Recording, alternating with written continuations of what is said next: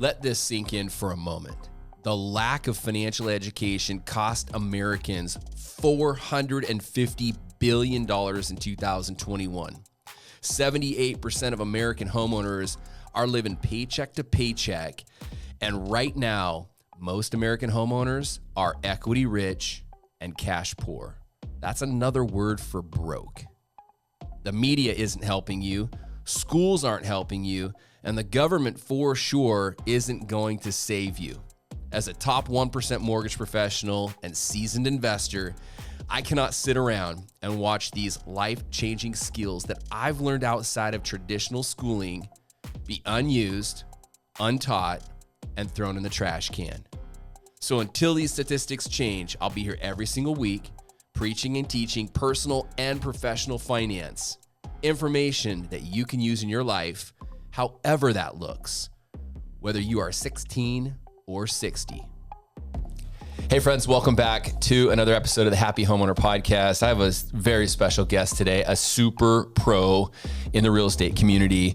But before I bring Sandy on, if you're new to this podcast, I started this podcast about 4 years ago, primarily for my clients that I've been able to help over the last 18 years as a mortgage professional to keep them up to speed with the market. See, I bring in professionals like Sandy every single week, and it keeps you up to tune on what the market's doing in our local cities and our communities, number one. Number two, I help a lot of clients that are new to the Pacific Northwest. And so with each one of these episodes, we feature one of the top performing real estate agents in our local communities, but then we highlight a region that they specialize in. And today I am so stoked to talk about Monroe, Washington. So one, I grew up on the backside of Snohomish. So hiked around Monroe, fished in Monroe, drove through Monroe, all of that stuff, played with friends in Monroe. But Sandy sells a ton of real estate in Snohomish County, specifically in Monroe. And I believe, correct me if I'm wrong, you live in Monroe? That is correct. Best of both worlds, you guys. You're in for a treat. So let me introduce Sandy Meyer. She's with RE/MAX, one of the top real estate firms in the Pacific Northwest. Thanks for coming on board today. Thanks for having me, Dan. Yeah, this is going to be really fun, you guys. So I always like to start, let's get to know Sandy. Let's get to know our guests real quick. So first and foremost, why'd you choose Monroe, other than the fact you live there? Oh, well, I may have been born and raised in Monroe. Okay. So I may say that Monroe chose me. That's it. Okay. So what's one thing if, you're at a Starbucks, or let's say you're vacationing, you're out of town, and someone says, hey, so where are you from? Or where do you live? And you say Monroe. What's one fascinating thing that you would say in that conversation about Monroe? Gosh, I just love how Monroe gives you the ability to be anywhere else besides Monroe quickly and fastly. There's so many different inns to get into Monroe, which I love getting there because there's so many things to do. But if you need to travel quickly, you can be in Bellevue, Everett, up on the Cascades, running the Stevens Pass. Everything's pretty much 30 minutes away from you. Right there. And that's what, and we're going to get into this, that's what's made Monroe over the last 5+ years, a very emerging suburb. It's weird to say this, but a suburb to the Eastside, a suburb to Bellevue, Woodinville, Kirkland. Absolutely. And that's who we're seeing move to Monroe, is the people that were on the Eastside or up north, and they're coming to Monroe because honestly, the affordability and the easy access to get everywhere. Yeah, I hear that all the time. They start their search in Redmond, Kirkland. They're seeing 1.5, 1.7, 2 million, and they take a little bit further commute north. Absolutely. You can get the same main view house that is offered in Bellevue or Kirkland for literally $500,000 to $1 million less. Yeah, that's it. So you're in for a special treat about Monroe. Also, before we start talking a little bit more about Monroe and the market stats, I'll come full circle with some tips on buying and selling real estate. I always try to pick the brains of the pros that come on.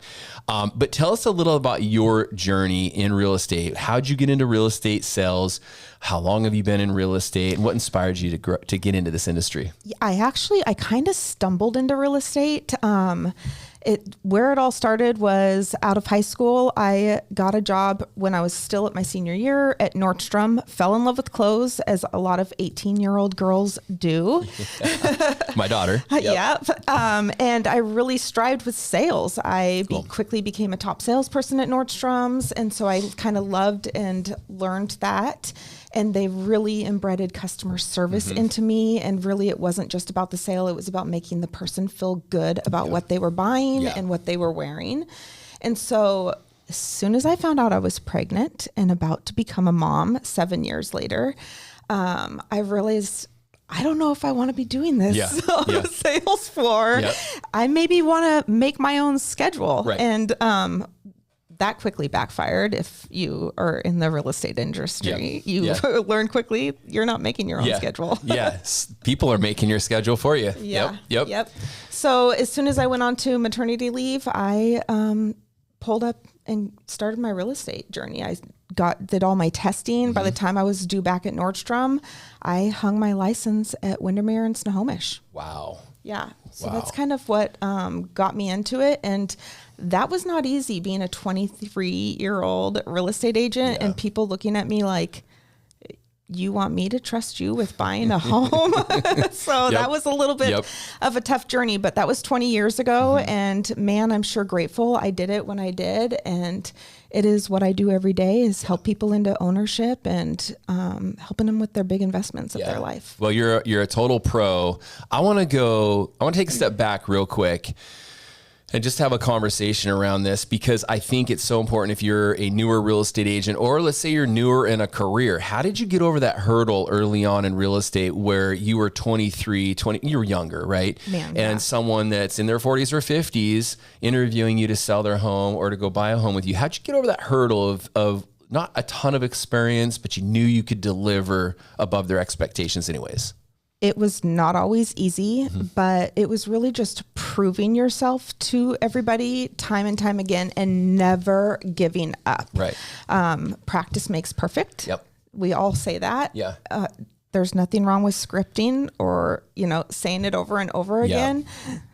I did that, So, and hosting open houses, get familiar. Sometimes it's not about bringing the listings. Sometimes when you're starting out, it's about helping the buyers.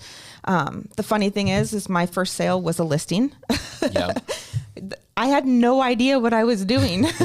Literally no idea what I was doing, but I was just grateful for my friend that gave me that opportunity to help assist her in her move. And the company, like you started at Windermere, like you said, and then you're at RE/MAX, and I'm very familiar with the current office that you're in. There's a lot of training and support. And so I'm sure that played a role as well. It really did. Yeah. And, you go to school and you don't really know what you're doing. You learn the law of real estate in school. And so finding the brokerage that can sit there and support you with the everyday of real estate is super important into being successful in this market. Amen. Yeah, I wanted to ask you that because I think that's something we can all learn from people that have wisdom and experience in the market. All right, so let's go back to Monroe now. And let's really let's dive into what makes Monroe special. I know you and I briefly talked about this at the beginning. I think the word that comes to mind for me is proximity. Yeah. I mean, you're very close to the beautiful mountains of Highway 2 and Eastern Washington, right? Absolutely. And then go ahead. Yeah, well, what I was going to say is what I love most about Monroe is that you are close to the city. And if you're in town, you can still feel that city living. Yeah. But you are in the country too. Yeah. Literally 60 seconds down the road, all of a sudden you're in the woods. Yep. You've got a creek in your backyard. You're hiking the DNR land. And so that is what I truly love, is that intermix and the proximity, obviously, to everything. Yeah. So if you're not familiar with Highway 2, Highway 2 takes you over the mountains. It's one of 5 highways in Washington that take you from the west side to the east side. Absolutely. And Highway 2 is just a beautiful one. It's just a beautiful drive. 2, it takes you to Leavenworth, to Wenatchee, and then it plugs you into the eastern half of Washington. So very, very beautiful. And like you said, you're a couple miles away from just being in a completely different area. You've got the beautiful Snohomish River and Skykomish River that flow through. Yeah. Yep, they dump into each other right there in Monroe. And so you've got all the river access. You've got a lot of parks. Monroe really invested the last 10 years into the park system. So you have multiple parks that you can go to. You've got Lake Ty. And really, it's just the community that surrounds. I was deep into the school district when all of my kids were in school there. And it's just a great community overall. Well, we talked too about, what is that? Is it Highway 522? Oh yes, Highway 522, the thorn in our side. So the 522 plugs you into the east side. Yep, it's going to dump you into Woodinville, Kirkland. There you go. Yeah. It's going to dump you into the 405 interchange right there. Now, if we kept going a little bit further east, you have another, I don't know if it's a highway, but you have the back door into the east side, which is Fall City, Duval. Yeah. Yep. It's 203 and it's the Woodinville, Duval territory. But you're going Duval, Carnation. I mean, you can be at Microsoft in 30 minutes from Monroe. Right. Yeah. Yeah. It's fascinating. You could also take the back roads there to I-90. Absolutely. Right? Yep. Which we do that all the time. Yep. I don't want to hit the 405. Yeah. Yeah. So I'd encourage you, if you're not familiar with Monroe, and this is already starting to sound interesting, just throw it in your Google Maps or throw it in your Apple Maps and then zoom out and you can see the different highways that branch into Monroe and the ways you can get in and out. It's a pretty fascinating. We haven't even talked about Highway 2 taking you to Everett and to, Snohomish and all the great things about, even downtown Snohomish. So, all right. So I think enough about Monroe. Let's talk about some market stats, because I think this is really, we could say all we want about how great Monroe is, but let's teach you a little about the real estate and the real estate market and the economy there. And so the first question I always love to ask all of my real estate agent guests, because you're going to find different answers on the internet. And you're also going to hear this a lot. Are we in a buyer's market or are we in a seller's market? And there's been a little bit of lobbying back and forth over the last few years as well, because we've been in such a heavy seller's market for let's just say the last 10 years. The market's kind of leveled out, but then some communities are completely different. Some communities, it's 100% buyer's market right now. Some communities, it's a seller's market. And other communities, it's kind of like neutral. So let's talk about Monroe. And this is not opinion-based, you guys. This is all, we are in November 2025. This is all factual. And you have a local real estate pro, again, lives in the community, sells a ton of the community. Let's talk about Monroe right now. What kind of a market is Monroe in right now? Well, it's actually more of a normal market right now. And we're coming out of the seller's market, obviously. And it really depends on what price point you're shopping in Monroe, because actually like under $1 million, maybe under $950, you're still very much in that seller's market territory. Okay. But over $1 million, over 1.1, you have kind of geared more towards a buyer's range. You have more inventory out there to shop with. And so you're seeing incentives be handed out and some amazing deals being had. Cool. So yeah. I love that. And what's really important to hear, what she just said, there's a price point where a lot of these markets kind of flip, where you're seeing it a buyer's market in one, and then you get to a certain price point and then it might flip. So the definition online, or what you may have heard, a buyer's market is typically defined relative to inventory. Yes? Yes. Okay. Like 4 months plus worth of inventory. Okay. Yeah. And then if there's less, it's considered a seller's market, right? You're going to be able to pick if you're a seller. So pick and choose. So the big follow-up question, I know this, I hate saying this word, crystal ball. I hate it when people ask me, Dan, what are rates going to do? And I don't use the word crystal ball because I hold myself to a higher standard. I would never want an attorney or a physician to be like, well, if I had a crystal ball, you'd come out of this surgery okay. I want to know, hey, how many of these have you done? Like mine, and what are my chances? So let's talk about what you know from previous years' experience. You have a lot of experience in real estate, the data, and what we're seeing as we wrap up 2025.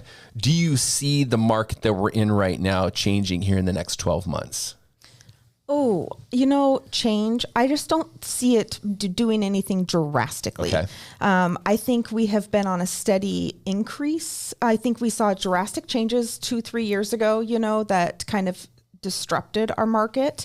And since then, we've been on this just slow increase. I think that's what we're going to witness the next 12 months. We're not going to see something go up 20%, but I don't think we're going backwards. Love that. And if you're listening, believe it or not, this is actually really good. I can tell you over the last 10 years, what's been super frustrating for me as a mortgage professional is helping first-time home buyers, for example, and watching them just get whooped in the housing market. Yeah. Multiple offers, or even whether you're a first-time home buyer or not, make an offer on a home and you got to rush and you got to close in 10 or 15 days and you got to waive this or waive that. And so this is a healthy market. I think this is a healthy market for everyone, for us as professionals and our sanity. But for you guys, this is the largest financial transaction of your life, whether you're selling a home or whether you're buying a home. And so being in kind of a neutral market where you can work through statistics and you can work through the market stats, I think it's important. Yeah, you can actually like visit homes multiple times before you decide to sit there and pull the trigger. It's actually a bit of a relief in this market.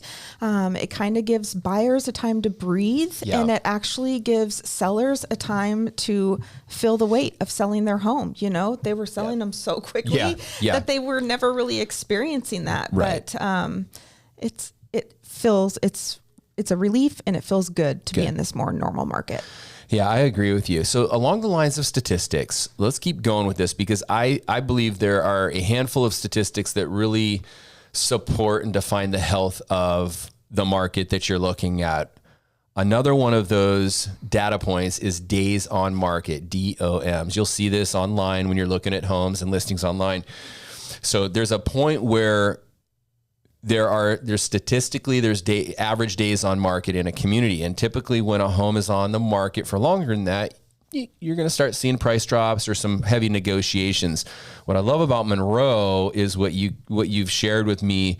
The current days on market in Monroe is what? It's actually 12 days. That's insane. Yeah, because Snohomish County is sitting over 30. Yes. Yeah. So we're sitting well below our county average right now. Yeah, that's beautiful. Now, why is that? Less inventory, more desirable price points. Why do you think that is? I think it's the desirable price point. It's more of that affordable price point for somebody to come in and move. And so homes just typically sell a little quicker. Yeah. So another data point that I really love to follow, and I don't know, everyone wants a deal. Like people come to me and they want the best rate and they want, the lowest monthly payment. And people, when they make an offer on a home, they want to feel like they hit a home run on a deal. Like I'm going to offer $30,000 on our list price. I always tell my clients when we talk through expectations, I'm a big believer in setting proper expectations. And they talk about getting a deal. I heard my dad said I should buy right now. And so I always say, listen, talk with your real estate professional and ask them one thing. Define your budget and your approval and the community that you want to live in, and then have them run an analysis on that community and have them identify based off of your price point and the neighborhoods and type of properties you're looking at what the list price to sales price is. That's going to tell you if you can offer $30,000 below asking price, right? Yeah. Yes. And so another fascinating fact about Monroe, what's the current list price to sales price? It's like 99.1% or something like that. So sellers are still obtaining their list price. That's really good. That's a sign of a healthy market. And that's been congruent over the last couple of years. There's some, we've featured a couple of other cities, local cities, and it's been as low as like 94%. Yeah. That means some buyers are getting some really good deals. Good deals. Yeah. Very good. All right. So I want to transition now. Like, what does it look like to live in Monroe? So I know I like the word median. That's kind of the middle, right? I'm sure there's some $2, $3, $4 million homes in Monroe. Yep, I'm sure there is. Yeah. And there's probably some entry level, $300,000, $400,000, $500,000 homes, whether it's a condo or a starter home. What's the median sales price look like in Monroe? Right now, we're averaging and hovering right over that $850,000 price point. Okay. Perfect. That's awesome. Yeah. I mean, that's a beautiful price point if you ask me. Anything under $1 million is a great price point. So one of the things that I like to do is kind of reverse engineer what this means for you as a buyer. So for example, I use $850,000. The National Association of Realtors just came out with their 2025 data. And they're saying that the average down payment this year was up from 7% to 10% down. So if I use $850 with a 10% down payment, what does the total estimated mortgage payment look like? And I'm going to use, this is not a quote, this is just a range. I'm going to use a 6% 30-year fix because we're kind of hovering right around 6. Your total monthly payment, get this, you guys, is right around, this includes property taxes and homeowners insurance, right around $5,500 a month. And I'm going to assume you have a little bit of extra monthly debt, revolving debt. That price point with 10% down, in order to qualify for that, you need to make about $12,000 a month total household income, which is about $145,000 a year total household income. So if you're kind of wondering, hey, Monroe sounds great. Sandy and Dan are making it sound like paradise. I'm kind of interested in this. Let me jump online and take a look. The median home price in Monroe is right around $850,000. If you had 10% down, you could go as low as $3,000. It could actually probably go as low as $0 down with the USDA home loan, but that could mess with the numbers that I just shared with you. But you're looking at about $140,000, $150,000 a year in total household income to buy out here. Yep. Which is super attainable in Washington State. Absolutely. Especially if there's two of you working. Yeah. Yeah. Yeah. It's another thing that I love about Monroe. Super affordable. So I want to kind of transition out of Monroe now and give you some tips. And this is probably where the rubber really meets the road here on this podcast that I love. I get expert level tips from some of the best in the industry. So right now, if you had a client or if someone came to you and said, you know, Sandy, I listened to your podcast, loved everything you talked about. We're just not right. We're not ready right now to sell, but you know, we're going to do this in the next 6 months. We're going to choose you as our agent. What's kind of two or three really good tips? If someone was about 6 months out from selling their home, listing their home with you, what's some 2 or 3 tips that you'd give them? I've got 3 quick and easy tips, actually. So number 1, start packing up the years. Like literally think of yourself as I need 30 days worth of stuff. Yeah. So get that packed up. Number 2, let's get a pre-inspection done so that nothing surprises us at the end of the day. And if we have to sit there and get some work orders done, let's take care of the problems before we sit there and talk about painting your walls or updating your countertops or anything like that. We don't have to have those conversations every time, but I think a pre-inspection can go a long ways. And then ultimately, just on top of decluttering, like let's start cleaning. Have you had those windows or gutters cleaned recently? Yeah. Yeah. These are killer tips. I love the start minimalizing everything, prepping now. It really helps you do your job that much better down the road. And oftentimes too, we might have a 6-month plan. It always gets interrupted. As soon as you start saying, hey, this is what I'm thinking, it's like the ball starts rolling and that timeline quickly. There's something in our brain called this reticular activator, I think is what it's called. And once you start thinking about something, it just gets amplified. And next thing you know, a listing shows up. You're like, this is the one. Hey, we need to sell. We need to buy this first. What do we do? So anyhow, all right. So same scenario, not a seller. Now you've got a buyer. Someone comes to you and says, hey, we're thinking about buying our first home or buying a home in the next 6 months. We're not ready right now. What are a couple of tips for planning that you would give to a buyer? The biggest one is go talk to the mortgage lender. Like, let's go talk to the professional. Let's see what it is.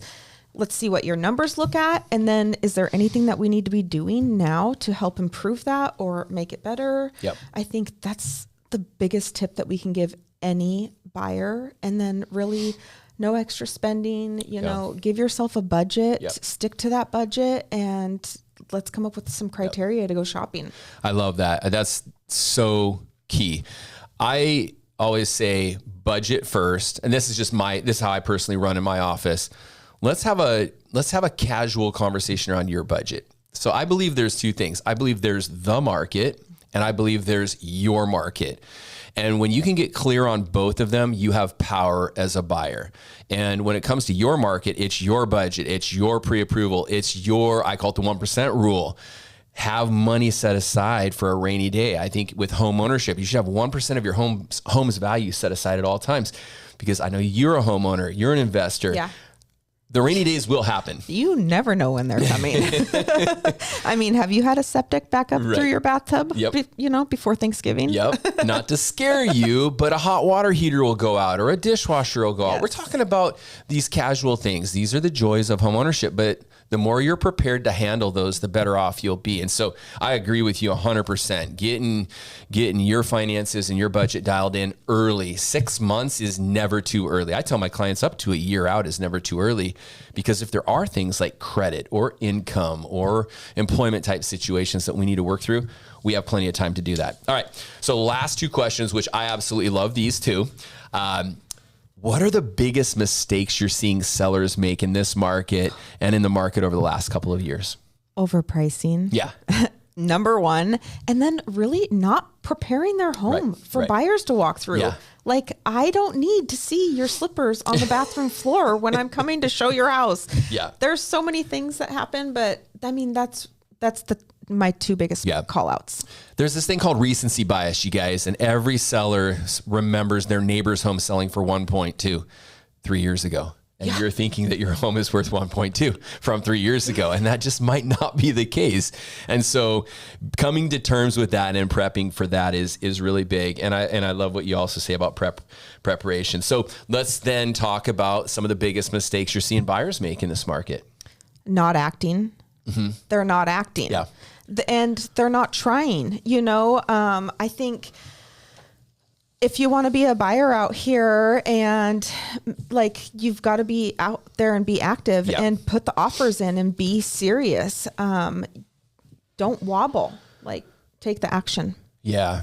I think you got to be agile and flexible in this market. It's still moving like crazy. And that's what I tell every single client I sit down with up front is, you might be 3 months out or 4 months out or 6 months out, but you know what I've seen is something's going to pop up. Yeah. It just is it's going to happen. And you're going to be like, that's the one. What do we do? So the more prepared you are, the better equipped you'll be in this market. And I agree with you. I don't see this changing. I see a lot of people continuing to move to the Pacific Northwest. I don't see interest rates going up. I see them cooling off, staying the same, or maybe dropping just a little. Yeah. And I don't see builders are struggling. They have been. They're not building as fast as they could to keep up with the demand. No. So be prepared, work and connect with professionals like the two of us. Now I want to close with this. As far as I've had the opportunity to work with you. In fact, we got to sit down last month, and I love how you work and you hold your clients' hands. You're right there in the trench. You have so much to add value in addition to just listing or just making an offer with the buyer. And so if someone were to want to sit down with you or pick your brain, what's the best way for someone to get a hold of you? Honestly, text me. Text you. That's the best way. I mean, they can go find me on all the social media outlets. Yep. That's out there. Instagram, Facebook, TikTok. I'm there. But ultimately, my phone number is out there too on any of our sites, the website, remax.com. But if you want to start talking, let's start with a text. Right here on the screen is your cell number. You gave it out. I didn't. So we're good there. Hey, I appreciate your time. Thank you for coming out. Love getting to work with professionals like Sandy. Highly endorse Sandy. If you have any questions, Snohomish County Real Estate, Sandy is a true pro. And I'm going to second and double down on Monroe. Absolutely love Monroe. Big upside, big future to Monroe. We will watch this 10 years from now. And quote me on this, Monroe will be booming. I promise you. Thanks for having me, Dan. Yeah, we'll see you next time on the next edition of the Happy Homeowner Podcast. Bye for now.